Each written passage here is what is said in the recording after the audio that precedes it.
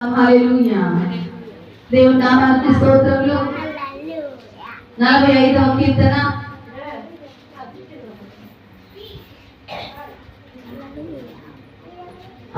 క్షమించండి, 48వ కీర్తన 14వ వచనం. మన దేవుడు ఇమానుయేలుగా ఉన్న దేవుడు మనకి ఎలా మనకు తోడై ఉంటాడు, ఎప్పటి వరకు మనకు తోడై ఉంటాడు మనం విందాం. ఈ దేవుడు సదాకాలము మనకు దేవుడై ఉన్నాడు, మరణము వరకు ఆయన మనలను నడిపించును.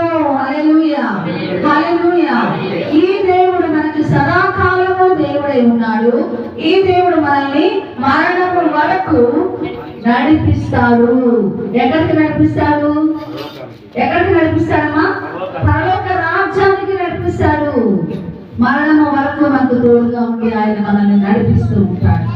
ఎందుకంటే మరణము ద్వారానే కదా, మనము మరణిస్తేనే కదా పరలోక రాజ్యానికి వెళ్ళేది. చాలా మంది అమ్మో మరణమా, చావా అంటే ఎంతో భయపడిపోతాం కదా, మనం చనిపోతాము అని ఎవరికైనా తెలిసిందనుకోండి, ఇక అంతే, ఇంకా ఎంతో దిగులు వేదన పొంగిపోతా ఉంటాం. కానీ దేవుడు నమ్ముకున్న బిడ్డలకి మరణము అంటే అది ఒక వరములా దేవుడు ఇచ్చాడు. మనము మరణిస్తే మరణించిన తర్వాత మనం అనగా క్రీస్తునందు నిద్రించిన తర్వాత నిత్య రాజ్యంలోనికి మనల్ని దేవుడు నడిపిస్తాడు. హల్లెలూయా, హల్లెలూయా. ఆత్మ నిత్య విశ్రాంతిలోనికి వెళ్తాయి. దేవునికి స్తోత్రం. ఈ రోజు మనం ఈ విధంగా సంతోషంగా మనము స్తుతించి ఆరాధిస్తున్నామంటే కారణము యేసయ్య. అపోస్తలుల కార్యంలో రాయబడినట్లుగా ఏ భేదము లేదు, పాపము చేయడానికి ఏ భేదము లేదు. చిన్న పెద్ద ముసలి ముతక అందరూ అందరూ కూడా పాపము చేయడానికి సిద్ధంగా ఉంటారు. అప్పుడు వారిలో ఏ భేదము కనబడదు, ఏ భేదము లేదు. అందరూ పాపము చేసి దేవుడు అనుగ్రహించే మహిమను పొందలేకపోతున్నారు. దేవుడు మనకి తన మహిమను అనుగ్రహిస్తున్నాడు. తన మహిమను అనుగ్రహిస్తుంటే మనుషులు పొందలేకపోతున్నారు. ఎందుకు పొందలేకపోతున్నారు? పాపము దేవుడికి మనకి మధ్య పాపము అడ్డుగా ఉంది. పాపము అడ్డుగా ఉంది. వాక్యం సెలవిస్తుంది, మేలైనది ఎరిగి చేయకపోవట పాపము. పాపము అనగా ఏంటంటే ఆజ్ఞాతిక్రమమే పాపము. ఏ ఆజ్ఞ? ఏ ఆజ్ఞ? తల్లిదండ్రులు బిడ్డలకు ఇచ్చిన ఆజ్ఞలా, లేకపోతే కుటుంబంలో పెద్దవారు పిల్లలకు ఇచ్చే ఆజ్ఞలా? దేవాది దేవుడు తండ్రి అయిన దేవుడు మనకిచ్చిన ఆజ్ఞలను మనము అతిక్రమిస్తే అది పాపము. ఆ పాపం మనము ఎప్పటి నుంచి చేస్తున్నామంటే మనము చిన్నప్పటి నుంచే, బాల్యం నుంచే, మనుషుల కంట బాల్యం నుంచే మన దేవుని మాట తప్పిపోవడం అలవాటైపోయిందట. అలవాటైపోయింది దేవుని మాటలు తప్పిపోవడం, ఆ మార్గంలో నడవకుండా ఇష్టం వచ్చిన మార్గంలో నడవడం. ఆది కాలంలోనే మనం గమనిస్తే 6వ అధ్యాయంలో 11, 12 వచనాలు రాయబడినట్లుగా దేవుడు అంట భూమిని చూసినప్పుడు భూమి మీద సమస్త జనములు తమ మార్గములను చెరిపి వేసుకొని ఉన్నారు. దేవుడు ఇచ్చిన మార్గంలో నుంచి ఆ మార్గాలను చెరిపి వేసుకొని వారికై వారు సొంత మార్గాలు వేసుకున్నారు. సామెతల గ్రంథంలో రాయబడిన వాక్య ప్రకారం సమయం లేదు కనుక నేను త్వరగా ముందుకు వెళ్తున్నాను. సామెతల గ్రంథము 14, 15 అధ్యాయాలు రాయబడినట్లుగా ఒక్కని ఎదుట సరి అయినదిగా కనబడు మార్గము కలదు. ఈ లోకంలో చాలా దారులు ఉన్నాయి. మనుషులందరూ ఎవరికి ఇష్టం వచ్చిన దారి వాళ్ళు ఎన్నుకుంటారు. నేను ఈ దారిలోనే నడుస్తాను, నేను ఈ లోనే నేను ఉంటాను అని ఒక్కొక్కరు ఎవరికి వారు ఇష్టమైన దారులు ఎన్నుకుంటారు. ఇంకా కొంతమంది సొంత మార్గాలు వేసుకుంటారు. సొంత మార్గాలు, ఇదిగో నేను ఈ మార్గం అనుకున్నాను, ఈ మార్గంలో నేను నడుస్తాను, నేను ఈ ఆలోచనలో ఉన్నాను, ఈ ఆలోచన నేను ఫాలో అవుతాను అనుకునే వాళ్ళు చాలా మంది ఉన్నారు. అయితే మనం వేసుకునే మార్గాలు మనల్ని పరలోక రాజ్యము చేర్చవు. మన మార్గాలు మనల్ని దేవుని సన్నిధిలో తిన్నగా ఎదగనివ్వవు. ఈ లోకంలో అనేక మార్గాల్లో మనము అటొక మార్గం, ఆ మార్గం, ఈ మార్గం అని అనేక మార్గాల్లోకి మనం వెళ్తూ ఉంటే చివరికి అసలైన దారి మర్చిపోతాము. అసలైన దారిలో మనం నడవము. అందుకే ఇర్మియా గ్రంథంలో రాయబడిన వాక్య ప్రకారం ఒకసారి మనం చదువుకుందాం. పరిశుద్ధ గ్రంథం నుంచి 8వ గ్రంథము 6వ అధ్యాయంలో చెప్పబడిన మాట 16వ వచనం ఒకసారి మనం జ్ఞాపకం చేసుకుందాం. యెహోవా ఈలాగు సెలవిచ్చుచున్నాడు, మార్గములలో నిలిచి చూడుడి, పురాతన మార్గములను గూర్చి విచారించుడి. ముందు మీరు మార్గంలో నిలబడి చూడండి. చాలా దారులు ఉన్నాయి కదా, ఆ దారిలో మీరు నిలబడి చూడండి. పురాతన మార్గములను గూర్చి మీరు విచారించండి. ఇంకా మీకు పాత దారులు, పాత పద్ధతులు చాలా ఉన్నాయి కదా, వాటిని గురించి కూడా విచారించండి. చివరికి దేవుడు చెప్తున్న మాట ఏంటంటే, మేలు కలుగు మార్గం ఏది అని అడిగి అందులో నడుచుకోండి, అప్పుడు మీకు నెమ్మది కలుగును. హల్లెలూయా, హల్లెలూయా, హల్లెలూయా. ఈ లోకంలో అనేక దారులు ఉన్నాయి, అనేక మార్గాలు ఉన్నాయి. అయితే మీరు నిలబడండి, ఒక్క క్షణం నిలబడి ఆలోచించండి. నేనే దారిలో ఉన్నాను, నేను ఏ మార్గంలో నడుస్తున్నాను, ఒకసారి నిలబడి ఆలోచించండి. మీరు అడగండి, ఇంకెవరైనా అడిగి తెలుసుకోండి. మీకు ఏది మేలైన మార్గం ఏదో అది మీరు అందులో నడుచుకోనండి. అప్పుడు మీకు నెమ్మది కలుగును, సమాధానం కలుగును, శాంతి కలుగును. యేసు ప్రభువు అన్నారు, నా శాంతిని మీకు ఇస్తున్నాను, నా సమాధానం మీకు ఇస్తున్నాను నేను. కుమారుడు ఎవరు అంటే ఆయన సమాధాన పాత్రుడు, సమాధాన కర్త ఆయన, సమాధానానికి కర్త ఆయన. హల్లెలూయా, హల్లెలూయా. మీకు సమాధానం కావాలంటే మన దేవుడు he is the prince of peace. హల్లెలూయా, హల్లెలూయా. ఆయన సమాధానకర్త, ఆయన సమాధానానికి కారకుడు ఆయనే. లోకంలో సమాధానం లేనప్పుడు, లోకంలో సమాధానము లేనప్పుడు, అంత అశాంతితో, అసమాధానంతో, దేవునికి మనుషులకు మధ్య ఉన్న సంబంధము పాడైపోయినప్పుడు, ఒక కలిమిలి ఏర్పడినప్పుడు సమాధానాన్ని తిరిగి ఇవ్వడానికి వచ్చిన వారు ఎవరు అంటే మన యేసయ్య. హల్లెలూయా. అపోస్తలుడైన పౌలు గారు కొరింథీయులకు రాసిన 2వ పత్రిక 5వ అధ్యాయంలో ఒక మాట చదువుకుందాం. త్వరగా తీసి సహాయం చేయండి. కొరింథీయులకు రాసిన 2వ పత్రిక 5వ అధ్యాయంలో ఒక మాట మనం జ్ఞాపకం చేసుకుందాం. కుమారుని దేవుని లోకానికి ఎందుకు పంపించాడని ఒకసారి మనం జ్ఞాపకం చేసుకుందాం. అదేమనగా దేవుడు వారి అపరాధములను వారి మీద మోపక, 19వ వచనం 18 కూడా చదువుకుందాం.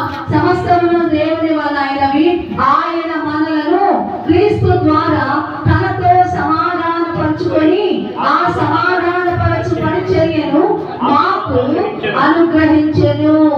అదేమనగా దేవుడు వారి అపరాధములను వారి మీద మోపక క్రీస్తునందు లోకమును తనతో సమాధానపరచుకొనుచు ఆ సమాధాన వాక్యమును మాకు అప్పగించెను. హల్లెలూయా, హల్లెలూయా.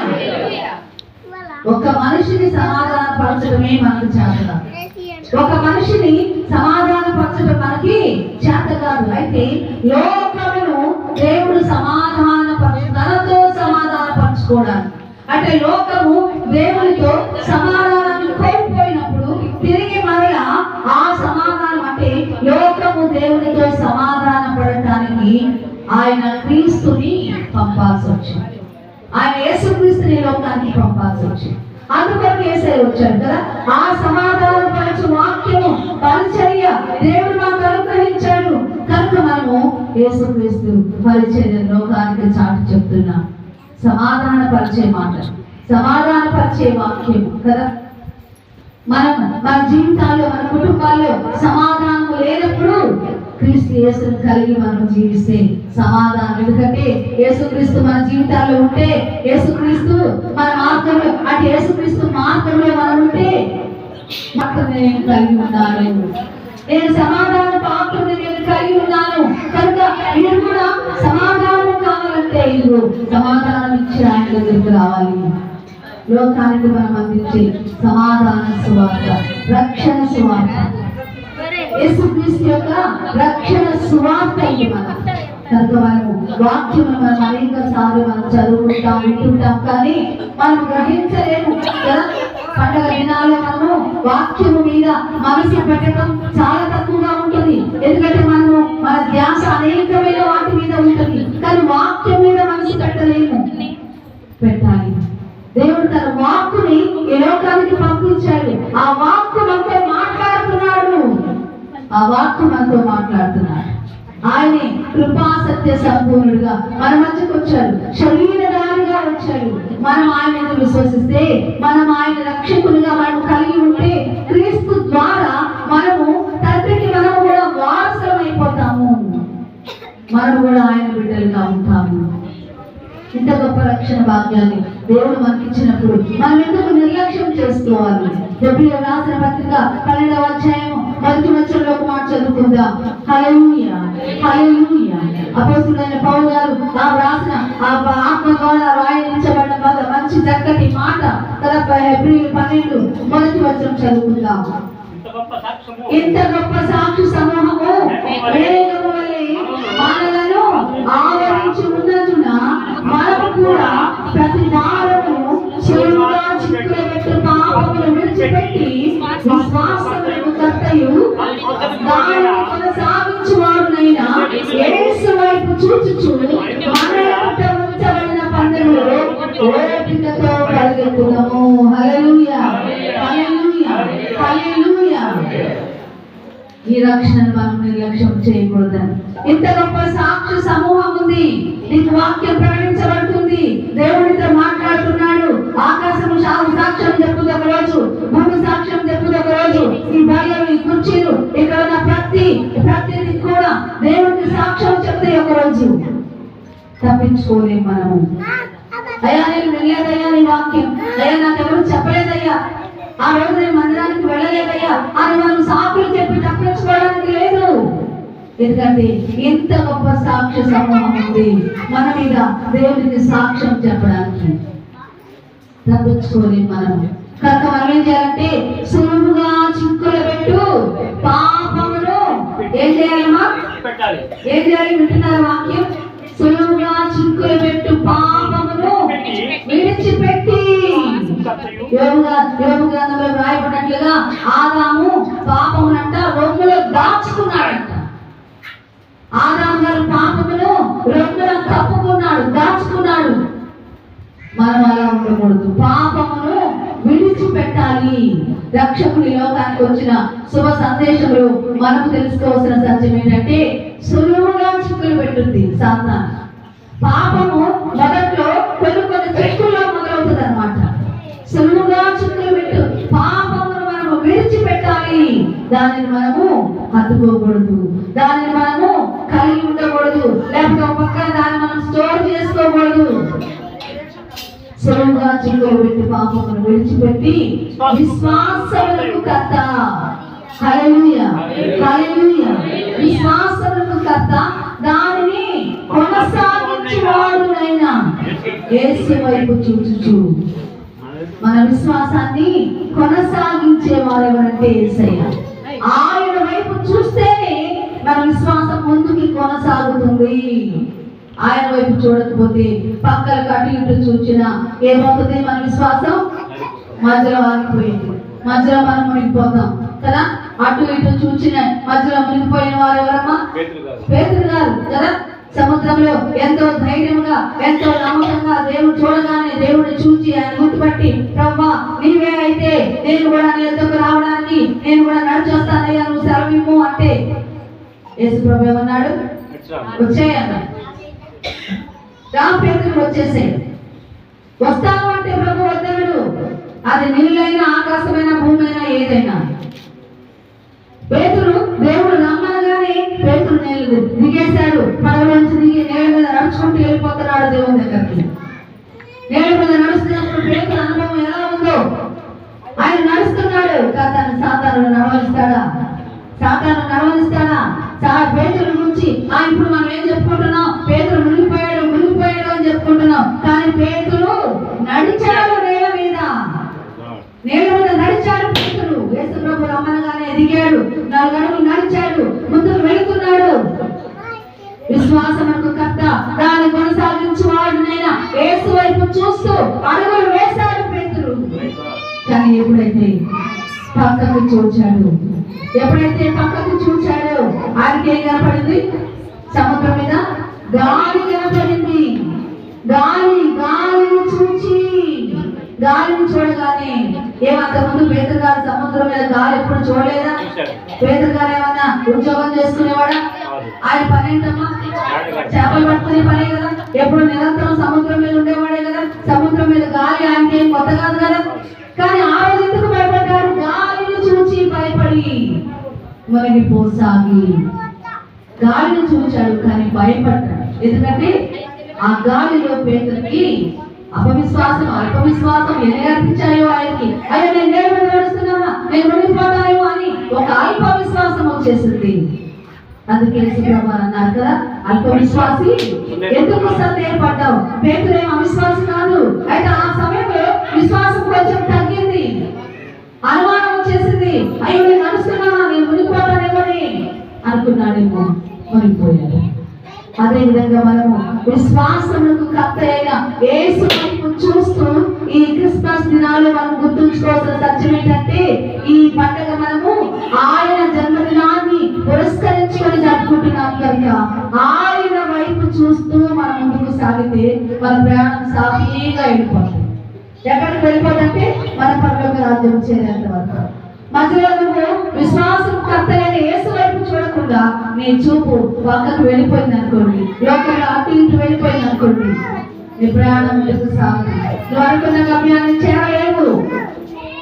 అందరూ గుర్తుపెట్టుకోండి ప్రియమైన సహోదరులారా. వాక్యం సమయం లేదు కనుక త్వరగా ముగిసిన తర్వాత కొన్ని కార్యక్రమాలు ఉన్నాయి. మనకి అనేకమైన రీతిలుగా మనం దేవుడిని కనపరుచుకున్నాం. ప్రతిదినం కూడా మన మధ్యలో పిల్లలు కొన్ని నృత్యాలు వేస్తారు, సంతోషంగా దేవుడు స్తుతించుకుంటాం. కనుక ప్రియమైన సహోదరులారా, ఈ సత్యాన్ని మనం గమనించి మన రక్షణకు కారణభూతుడైన దేవుని మనము జీవితాంతము మర్చిపోకుండా మనం ప్రతి దినము కూడా ఈ రోజు మనం ఏ విధంగా దేవుడిని స్తుతిస్తున్నాము, ఇదే స్తుతి, ఇదే దేవుడికి మనం ఇవ్వాల్సిన కనుక ప్రతిరోజు మనము దేవుడిని కనపరుస్తూ ఉంటే మన జీవితాల్లో దేవుడు అన్నాడు కదా, దేవుడు నన్ను కనపరచు వారిని నేను కనపరుస్తానన్నాడు. కనుక జ్ఞానులు, ఈ రోజు మనం జ్ఞానుల గురించి చెప్పుకుంటున్నామంటే వారు దేవుడిని కనపరిచారు. అందుకే దేవుడు వారిని లోకమంతా వారి వైపు చూచేటట్టు దేవుడు చేశారు. దేవునికి స్తోత్రం. ఘనమైన కానుకలు తెచ్చారు. వారు విశ్వాసము కర్తలైన దేవుడి వైపు చూస్తూ ప్రయాణం సాగించారు. మధ్యలో ఆ బ్రేక్లు పడినా తిరిగి మరల వాళ్ళు సరైన దారిలోకి వచ్చారు. ఆ శిశువును చూచారు, ఆనందించారు, పూజించారు, ఘనపరిచారు. హల్లెలూయా. ఈ మధ్యాహ్న కాలంలో మనం కూడా దేవుని స్తుతిద్దాం, దేవుని ఆరాధిద్దాం, దేవుని ఘనపరుద్దాం. విశ్వాసం కర్తైన యేసు వైపు చూస్తూ ప్రయాణము మధ్యలో ఆపకుండా ముందుకు సాగిపోవడానికి పరిశుద్ధాత్మ దేవుడు మనకి సహాయం చేయగాక.